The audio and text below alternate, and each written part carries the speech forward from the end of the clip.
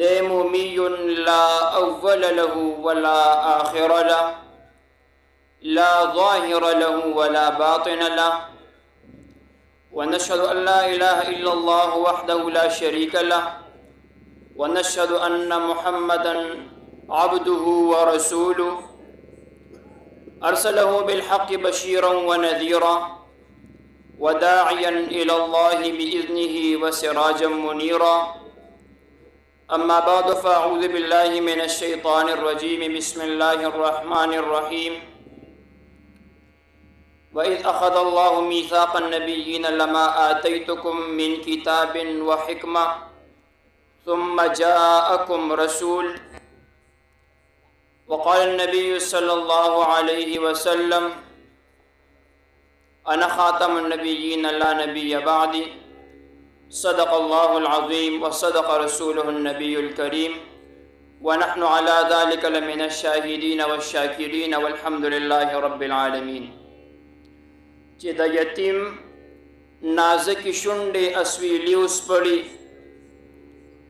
چې د یتیم نازکی شونډې اسویلی وسپړي، د درد په ګوته مې زخمونه د زړګي وسپړي. خزان خزان بشي خزان استا بدرنګ سیرا، د شهید وینې بس پیسلې په سرلی وسپړي. مشک او عنبر یې سلامی کا دخولو خوشبوتا، مشک و عنبر یہ سلامی کلا دخولو خوشبوتا، چې کمربند جنگ نه د جنگ ستړی غازی وسپړي. او سیل یې کوي د جنت حورې د اسمان فرشته، سیل یې کوي د جنت حورې د اسمان فرشته، چې ګرم جنگ کې طالبان ځوانان پټکی وسپړي.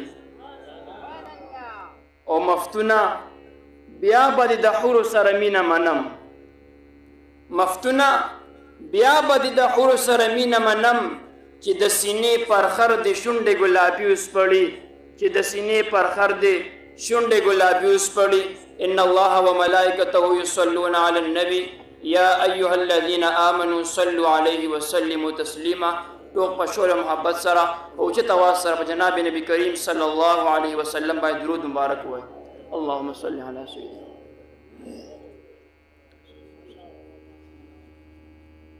قابل قدر واجب الاحترام علماء کرام، مجاہدین اعظام، طلباء کرام، تبلیغ حضرات، په سټیج باندې ډیر زیات قدرمن و قدردان ملمانه علماء کرام،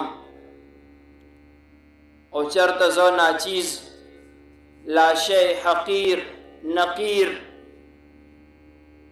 او دلته دا حاضری دا د دوی دا انتہائی شفقت توجنا، چونکہ دا ٹیم والد محترم سیدی و والدی و مرشدی پیری طریقت رہبر شریعت مجاہد کبیر حضرت اقدس حضرت مولانا پیر حزب اللہ جان حقانی صاحب دامت برکاتهم و دامت فیوزاتهم و دامت حیاتهم، چونکہ اغوی دا ٹائم ورکڑو و اچانک اغوی تا د صحت اغا تقاضا وا، بیماری زیادہ شوا، د هغې بنا باندې هغوی حاضري او نه فرمایا. لیکن مونږ ته دا حکم وکړي تاسو لاړ شئ، حافظ صاحب پروګرام دی او زه ډېر زیات خفه یم چې زه ولې حاضري نشم کولی. مبارک کانفرنس دی د ختم نبوت، لیکن هغه ملګرو ته ووایه چې زما د صحت لپاره دعاګانې وکړي. انشاءالله دعاګانې به کوو که نه. د موقع مناسبت سره چونکہ پروگرام د ختم نبوت دی، زه یو مختصر الفاظو کې یو څو خبرې کوم، بیا علماء کرام تشریف فرما دي مفصل بیانات به هغوی کوي. څنګه چې مونږ تاسو را جمع شوي یو، یو جلسه هغه مقرر کړی شوې ده، نو دا څه نوی کار نه دی چې بس دلته جلسه شوې ده او بل ځای نه. دا جلسه دا د الله پاک سنت دی. لکه دا داسې چې موږ د الله پاک په سنت باندې عمل کړی دی، الله پاک دو جلسې کړي، دوا. لومړنۍ جلسه کې زم موجودم، تم موجود وي، بلم موجود و بلم موجود. الله پاک تپوس کو چې آیا تاسو ما خپل رب منه؟ ما خپل رب حسابوي تاسو؟ دا لومړنۍ جلسه ده. پیغمبران موجود دي، اولیاء، اتقیاء، اصفیاء، عجباء، اتقیاء، هر یو کس موجود دی. الله پاک تپوس کوي تاسو ما خپل رب منه؟ ټول خاموش دي، حتی چې پیغمبران خاموش دي، جواب څوک نشي ورکولی. د ټولو نه اول چې د قالو بلا چې الله پاک مونږه تاسو خپل رب منو، نو د ټولو نه اول چې کوم روح جواب ورکړی دی هغه روح زما استاد خوږ پیغمبر محمد رسول الله صلی الله علیه وسلم رو. داسې شوه چې نورو پیغمبرانو ته نبوت هم میلو دی، نو زما استاد پیغمبر په صدقه کې ورته میلو شوی دی. دغه جلسه ختمه شوله. دویمه جلسه الله پاک راغوستله چې په هغې کې زم نوم، تم نه وي، بلم نو، بلم نو. صرف او صرف هغه کسان الله پاک مدعو کړل چې کم پیغمبر جوړېده. صرف پیغمبران الله پاک هغه راغوستل. یا داسې ووایه چې په هغه جلسه کې کم موجودو الله پاک به هغه پیغمبر را لیږه. هغه جلسې مقرر خطیب په خپله باندې الله پاکو، بیان الله پاکو، سامعین پیغمبران دي، او موضوع شان مصطفی صلی الله علیه وسلم. الله پاک وعده اخلي، د پیغمبرانو نه وعده اخلي. وَإِذْ أَخَذَ اللَّهُ مِيثَاقَ النَّبِيِّينَ لَمَا آتَيْتُكُم مِّن كِتَابٍ وَحِكْمَةٍ ثُمَّ جَاءَكُمْ رَسُولٌ. پیغمبرانو نه وعده اخلي چې پیغمبرانو تاسو ما رسولان لېږلي، پیغمبران مې لېږلي، تاسو کې هر یو کس له ما نبوت ورکړی دی. نبوت سلسله شروع شوه آدم علیه السلام ته. آدم علیه السلام له الله پاک نبوت ورکو. آدم ته دا واخله ستا نه پس بل پیغمبر را روان دی، باقي به هغه وړي. نوح ته دا واخله ستا نه پس ابراهیم را روان دی، باقي به هغه وړي. ابراهیم ته دا واخله ستا نه پس اسماعیل را روان دی، باقي به هغه وړي. تدبر به هغه وړي، پیغمبري به هغه وړي، حکمت نه به هغه وړي. هر یو پیغمبر له لږ ورکو. اسحاق را روان دی، باقي به هغه وړي. ستا نه پس بل پیغمبر راځي. موسی علیه السلام ته وایي اے موسی ته دا نبوت نه څه حصه والا، حکمت نه څه حصه والا، تدبر نه څه حصه والا، تقرر نه څه حصه والا، حکمت نه څه حصه والا. ستا نه پس عیسی علیه السلام را روان دی، باقي به هغه وړي. لیکن کله چې زموږ ستا د پیغمبر دروازه ټکوي، نبوت راغی، زموږ ستا د پیغمبر دروازه وټکوله، ور وډبېدو، نبوت راغی، جبرائیل علیه السلام راځي، وحی راوړي.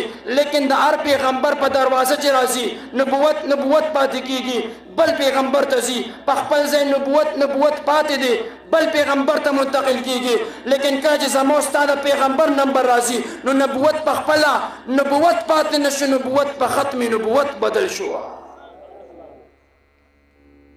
دا زموږ ستا د آقا شان دی چې نبوت په څه بدل شو چې زما آقا به بدلو، بلکې په خپله باندې نبوت پاتې نه شو، ختم نبوت باندې بدل کړی شو. اوس کو څوک وایي چې الله پاک فرمایي پیغمبرانو ته چې ستاسو نه پس به زه یو رسول رالیږم، نو ای پیغمبرانو تاسو به مدد هم کوئ او تاسو به ایمان هم راوړئ. نو که یو کس باسي زم هغه جلسه کې موجود وم، زم هغه ځای کې موجود وم، نو زم پیغمبر یم. لیکن داسې نه ده.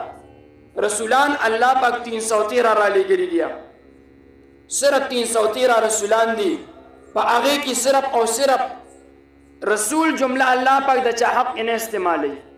څومره پیغمبران الله پاک را لېږلي دي، د رسول جمله به هغې سر نه وي استعمال شوې. رسول جمله به صرف زموږ ستا پیغمبر سره استعمالیږي.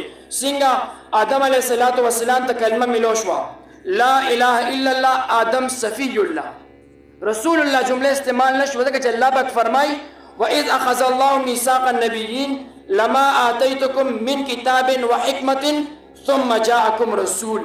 د حضور باره کې رسول استعمال کړی دی، بلکې نه د بل پیغمبر حق نه دی استعمال کړی. آدم علیه السلام ته کلمه ملو شوه لا اله الا الله، آدم صفی الله، لا اله الا الله نوح نجی الله، لا اله الا الله ابراهیم خلیل الله، لا اله الا الله عیسی روح الله، لا اله الا الله اسماعیل ذبیح الله، لا اله الا الله داود خلیفۃ الله، لا اله الا الله یعقوب نبی الله، لا اله الا الله موسی کلیم الله، لا اله الا الله یوسف صدیق الله، لا اله الا الله عیسی روح الله. لیکن کله چې زموږ ستاسو پیغمبر راځي نو په خپل وته الله پاک فرمایي چې پیغمبره ته اعلان وکړه د کافرانو ته اعلان وکړه کله وایا چې لا اله الا الله محمد رسول الله صلی الله علیه وسلم.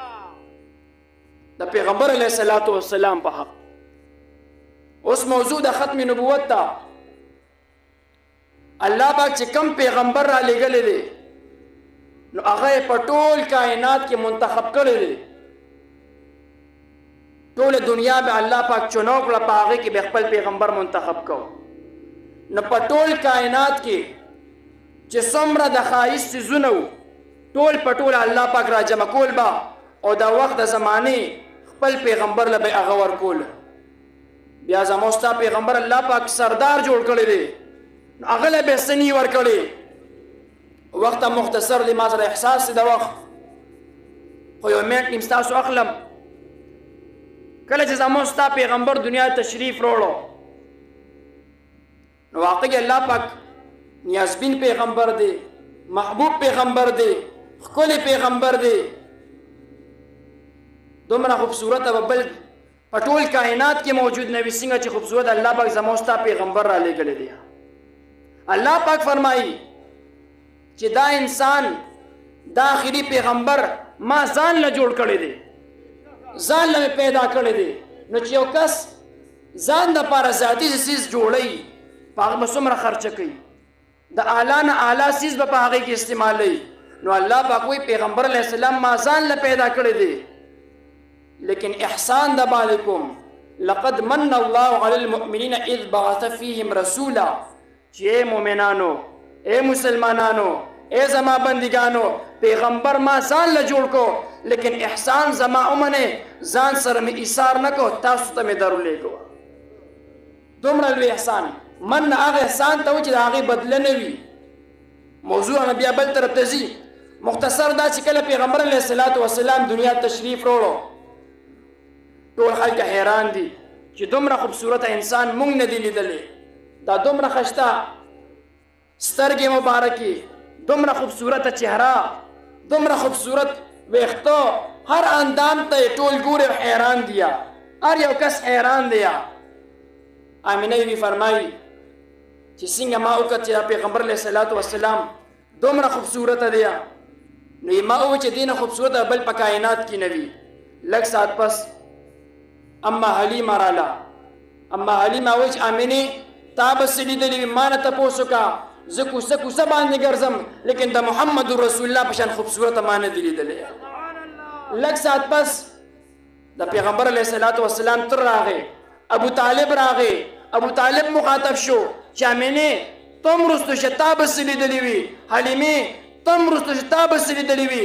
زه تاجر یم، ما نه تپوس وکړه، زه ګرځم په قبیلو باندې ګرځم لیکن د محمد رسول الله په شان خوبصورته ما نه دی لیدلی.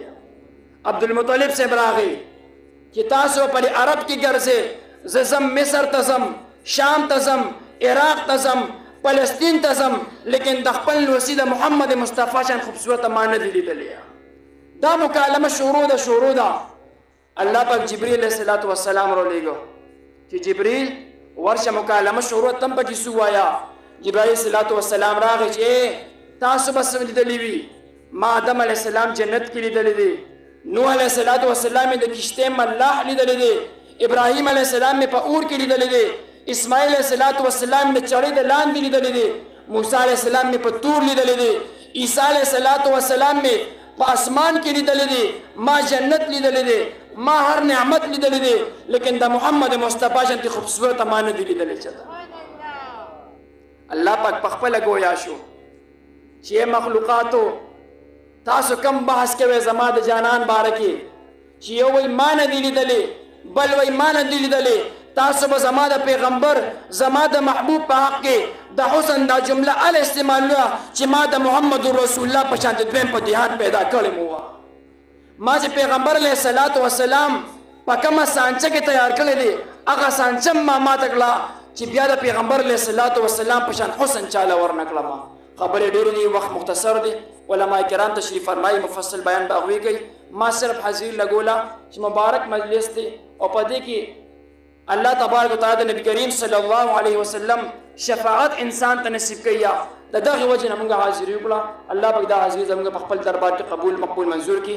هذا واخر الدعوانا ان الحمد لله رب العالمين.